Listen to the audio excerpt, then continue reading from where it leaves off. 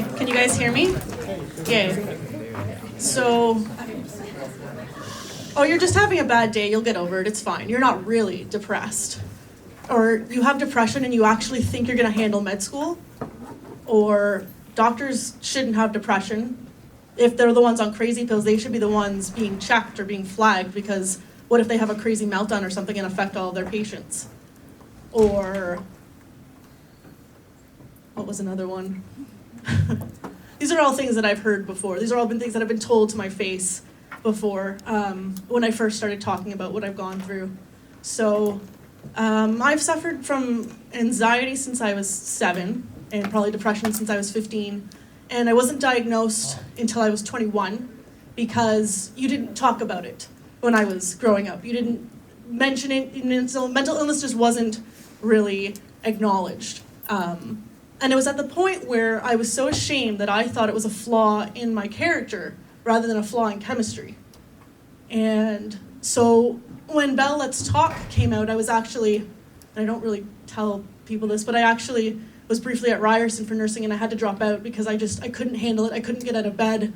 I couldn't function. I couldn't study. I was crying all the time for no reason, and I had no idea why. And I thought, just what is wrong with me? Why can't I be normal? Why can't I just get over this like everybody else?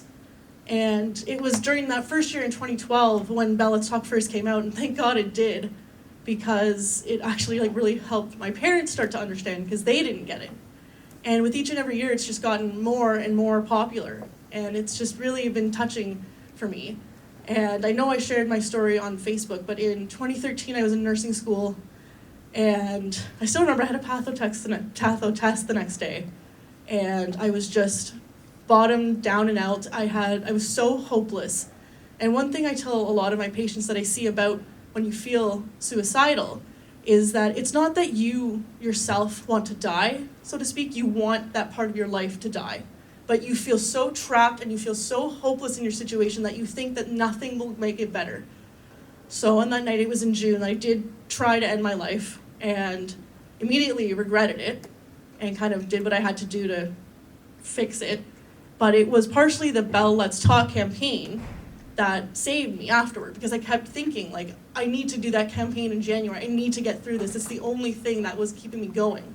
And so each and every year it's gained more and more momentum, and each and every year I'd like to pay a tribute to it, because it's not only saved my life, but I've had people, patients, coworkers, friends come up to me afterwards saying, thank you for sharing your story. Thank you for being so brave and so open about it. And thank you for coming forward. And I'm hoping that one day that it won't be you're brave, or it won't be like, oh, look at Alex, she's so courageous because she talks about that she had depression. It'll be normalized. It'll just be like regular, it'll be like a normalized thing, as if you're like going to the dentist. It'll be regular like that, just going to get your mental wellness checked. So thank you all for getting your bracelets and pins and for supporting all of this. And remember, if someone is struggling, don't stigmatize them. It's okay to not be okay. It's okay to struggle, especially within our profession. No one talks about it. Only 15% of us actually go and get help when they do struggle, and that needs to change. It needs to be 100%. Okay, so thank you, and happy Let's Talk Day.